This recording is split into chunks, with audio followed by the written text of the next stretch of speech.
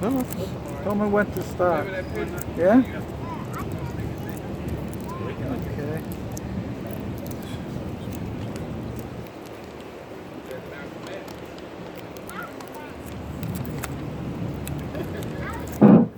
With the help of the Almighty,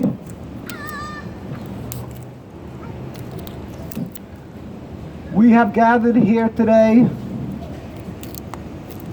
people, some Palestinians, others United States citizens born and bred in the U.S., and some of us who are generations immigrants from other countries, from different backgrounds, different origins, but we have all gathered together here today for one purpose. Because we were created by the One Almighty, and we have a purpose to fulfill the will of the Almighty. I pray to the Almighty that He should bestow upon me His truth, His wisdom, that I should be worthy of conveying His message at this important occasion in order to sanctify His name and His will. Shalom, salam, peace, that we should be able to attain peace throughout the world and in the Holy Land. It is an honor and a privilege for me to be able to stand. I am humbled by this great opportunity, and God help that I should be successful. Amen. We have gathered here, as I've said, people from throughout the world. And amongst these people, a small delegation of me and my fellow Jew, who is 8th generation Palestinian. And me, I come from parents. My father was from Eastern Europe and escaped when the Nazis invaded Hungary. My grandparents were killed in Auschwitz. My mother is from Polish origin, also born in Hungary, but from Polish origin. And there, almost the entire family was murdered by the Nazis. And my relatives around the world who have given their lives because we want to uphold the will of the Almighty. We as Jewish people want to uphold the will of the Almighty. And our parents and grandparents, and for thousands of years, their parents and grandparents have given their lives for the one purpose that we are on this world. And that is to sanctify the name of the Almighty and do His will. And that is the purpose why me and my fellow Rabbi, my colleague, has come here to Dallas, Texas, to join in this critical gathering, to speak up in solidarity and support with the human beings around the world, many Jews, like-minded Jews, and Palestinians, Arabs, Muslims, Christians around the world, to speak up and stand in solidarity with the people of Palestine, of occupied Palestine. Today is a day that was set to remember the occupation of our Quds, of Jerusalem. We as Jewish people have a day, Hey where the Zionists celebrate their occupation. Jews around the world have set that day for a day of mourning, and fasting. Around the world, Jews gather in synagogues and say prayers and cry and mourn over this occupation. The Zionist state of Israel, the existence of the Zionist state of Israel, because contrary to what the world seems to accept, this is not the will of the Almighty, the existence of the Zionist state of Israel.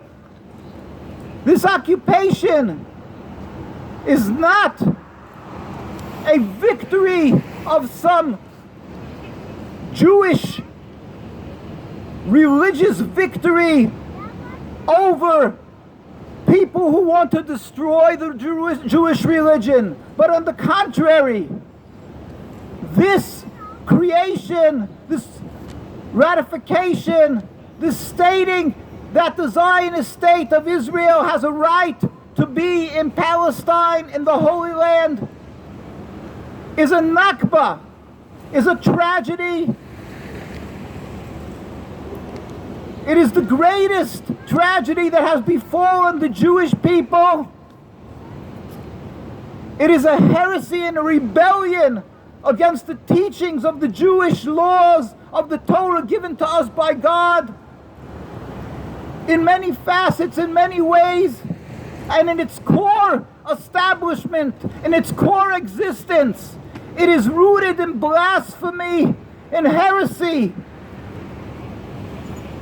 The concept of Jews gathering together to build a Jewish government in the Holy Land, to rule over the land, is against the basics of the Jewish belief. Every Jew accepted and learned and understood that we were sent into exile 2,000 years ago with the destruction of the temples, King Solomon's temple, not because of our physical lacking, not because we seemed inept, not because we could not gather enough money or support from other nations, but simply because the Almighty decreed that the Jewish people were not upholding the laws given to Him, Himself, to the Jewish people, the covenant on Mount Sinai, and therefore, as we were well warned by Jeremiah, Ezekiel, Isaiah, the holy prophets, that we will be driven from the Holy Land as a nation. This was 2,000 years ago, and the Jewish people understood clearly and accepted that this was the will of the Almighty, and there was no way to return as a nation.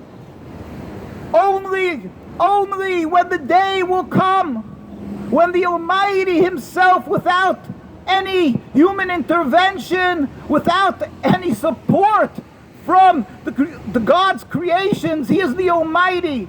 He Himself will make a metaphysical change in the world. A miracle will, all humanity will recognize the one God, and with His compassion we will be able to return and gather in. God will gather in the nations to serve God. I will gather in the nations. All the nations will gather together to do the will of the Almighty with a full heart. That is what we pray and yearn for. In our holiday prayers we say, because of our sins we were driven from the Holy Land. Nobody, from our youngest children to the eldest, questions that we were driven from the land. We understood clearly it was because it's the medicine, a bitter medicine from the Almighty, a decree of the Almighty, and there is only one solution, and that is to do the will of the Almighty and turn to Him in His compassion to end exile. but to lovingly accept the medicine, this bitter medicine, because it's the will of the Almighty, and it is what the remedy to our sickness. This exile is a remedy for us. It is a medicine that we have to go through, and we happily accept this from God. This is clear, replete in all the teachings of the Torah. And any attempt to preempt the end of this exile could only bring catastrophe. And that the Almighty with His wisdom forewarned the Jewish people in the oaths, in a prophecy that He gave to King Solomon in Shir HaShirim, the Song of Songs, where it's clearly stated, God said to the Jews, I know that you are weak. I know that there will be ones amongst you who will want to return to the Holy Land, who will be impatient with this exile, who will want to refuse to accept the yoke of being humbled amongst the nations. You will not accept the fact that you must be loyal citizens in other nations, or suffering that you have suffered under nations that are too harsh to you. But let me tell you, the God, the Almighty said to us, I'm putting you under oath. Do not attempt to return en masse to the Holy Land. We were put under 3 oaths by God. Do not attempt to return en masse to the Holy Land in large numbers. Secondly, do not rebel against any nation. You must be loyal citizens in every country that you are residing. And thirdly, do not make any attempt to end exile. And these 3 oaths were respected and upheld by Jews throughout the world for 2,000 years. We went through the Crusades. We went through the Inquisition, where Jews were burnt at the stake. And through all these periods of time, there were rich Jewish communities that could have easily bought a piece of land and created a Jewish state. But they, as wise, Jewish, God-fearing Jewish people, before they did any move, they turned to the rabbinical authorities. They turned to Maimonides. They turned to all the great rabbinical authorities. And each one told them clearly throughout these periods, this 2,000 years of trials and tribulation, they told them, have patience. God is compassionate. He sees your suffering. But do not attempt to create a Jewish sovereignty. It is forbidden. You are going through a period of medication. You are in exile because it is God's will. And the Jews respected that, and for 2,000 years nobody attempted to make a Jewish state. Zionism started a mere 150 years ago, around 150 years ago. Zionism is an ideology. Zionism is a relatively new ideology. Judaism is a religion of 3,000 years, practiced and upheld by the millions and millions of Jews for 3,000 years. Zionism started a mere 100-odd years ago by Jews almost entirely who are heretics, who detested the religion of Judaism. Theodor Herzl, Jabotinsky, Ben Gurion, Chaim Weizmann, may the names be obliterated. They came along and wanted to make an ersatz Judaism, a transformation of our subservience to God, our religion, which is purely subservience to God and accepting of the covenant, the Torah. They wanted to make a total transformation into nationalism, a material concept, having a piece of land, an Olympic team, a military, something that they can flaunt and brag about to the other nations of the world. How humiliating! What our grandparents and generations gave their lives to uphold the teaching of God, to be subservient to God. They flushed down the toilet and took something else and called it Judaism. They hijacked the Star of David, the name of Israel, simply for their convenience to have a piece of land, to consider themselves respected amongst their elite, so-called elite society. They followed in the footsteps of their parents, which were Reformed Jews who were embarrassed with the God-fearing Jews and decided to reform and assimilate in order to look like educated doctors, lawyers amongst the high society in Germany. And what did the people in Germany get for dropping their religion? Hitler did not say, "Are you a practicing Jew? Are you a lawyer, then you are free? Are you a doctor or a scientist, and then you are free?" He threw them all into the gas chambers. God was showing us something. We are Jewish. We accepted a covenant upon ourselves, clearly warned by God that we should not attempt to create 1 inch of Jewish sovereignty. When these Zionists, who totally detested Judaism, decided to make a national home, they decided to go to Uganda, to Patagonia, any place that will be fruitful, a lush land, practical. But they were not fools. And they realized that to get the massive support they have to go to Palestine and put on a facade of religion and go around to the evangelistic Christians and the Jewish masses who don't know they're learning their Torah and tell them that this is Israel that says in the Torah, that this is the belief that the Almighty wanted you to return to the Holy Land, that your grandparents died for, that your great-grandparents for generations died on the stake. That's what they died for. This is what it is to return now. They counted on the ignorance of the Jewish masses, and they counted on the lack of knowledge around the world that in Palestine there existed a whole nation of people.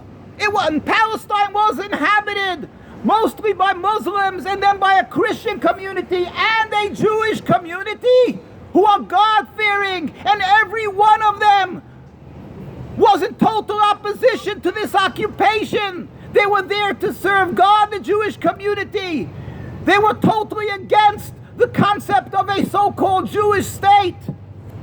And in the writings and their teachings, like we have the traditional Torah opposition to Zionism historic documents, and the rabbis speak out, 130-year record of religious Jewish opposition to Zionism. You can see how every single leader of Judaism in their own right spoke out and cried out in opposition to Zionism and their state of Israel.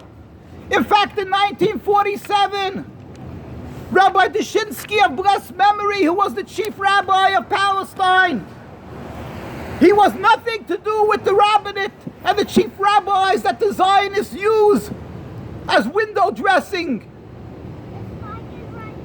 That's just a charade. We don't recognize their rabbinates and their chief rabbis, their Rabbi Yusuf, Ovadia Yusufs, and all their other so-called rabbis that are used to write off checks to destroy the Palestinian homes.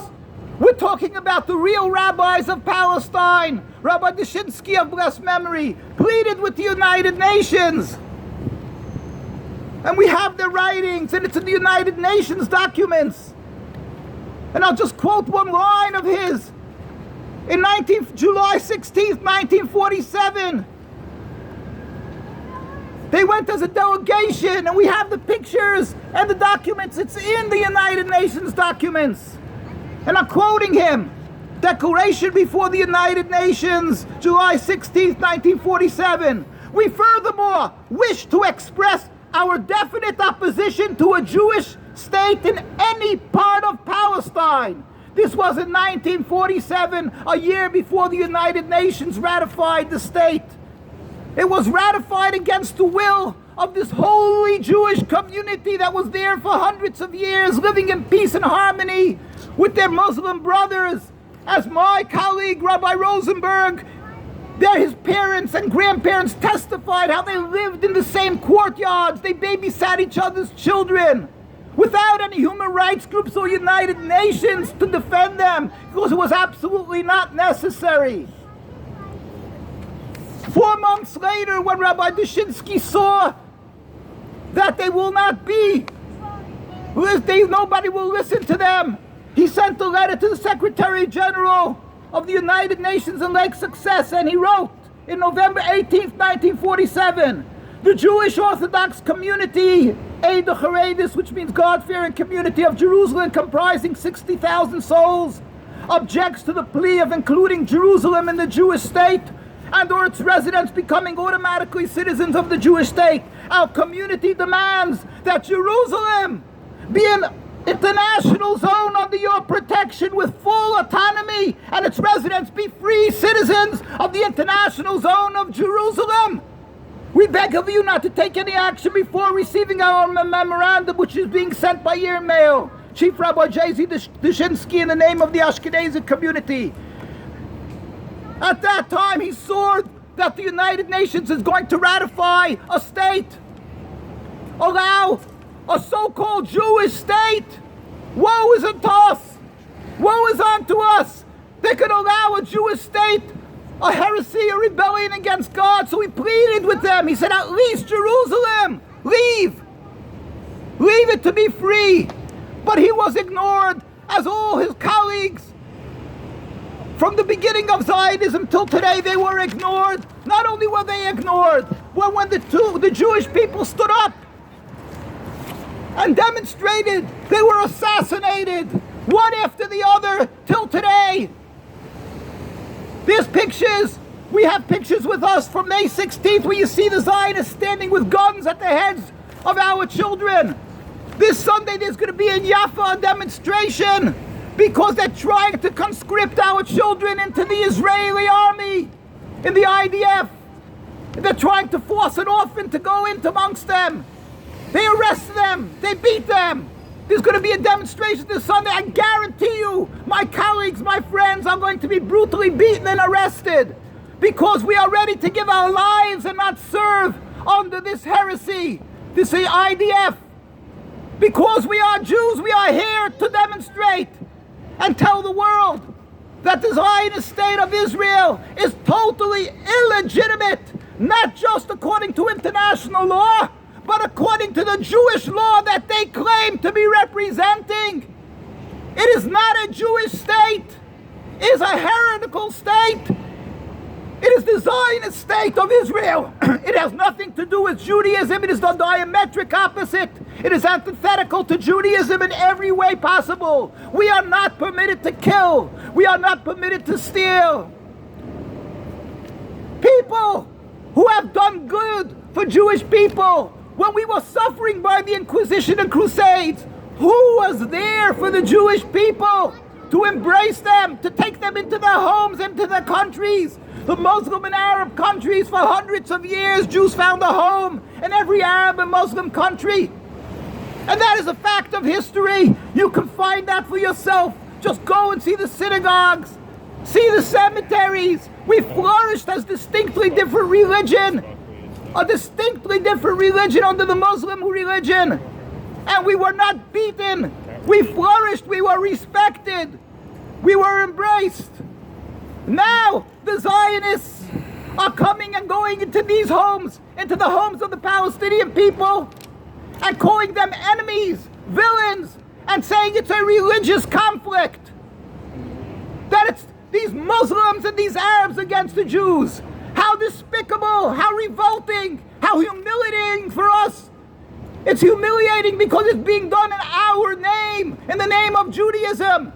There can be nothing further from the truth, so we are obligated as Jews, as my brethren are right now, throughout the United States, in California, in Seattle, Washington, in New York, in Washington, D.C., Atlanta, where you will, in Berlin, all over the world, and in Jerusalem, in Quds. We are standing there together in solidarity with the Palestinians to give out this message. We are Jews. We are required to show our gratitude for the Muslim and Arab people. We are required to do good for them, for they're saving our lives these hundreds of years, and certainly not to steal their homes. We cry with their suffering. We cry with their deaths. We cry with every little bit that they're suffering, and they're suffering in refugee camps. They're bleeding. They're emotionally ruined. It's not possible in this short time, and I will end soon, it's not possible to bring out all the suffering that the Palestinian people are going through.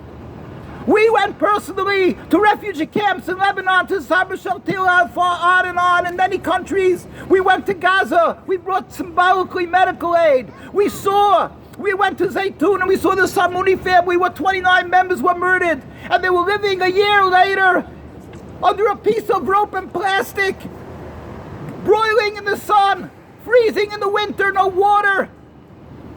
How could the world stand by silently? And the answer is because they think it's a religious conflict and that the Jews are the victims. Yes, the Jews are the victims. The Jews are the victims of the Zionist state of Israel.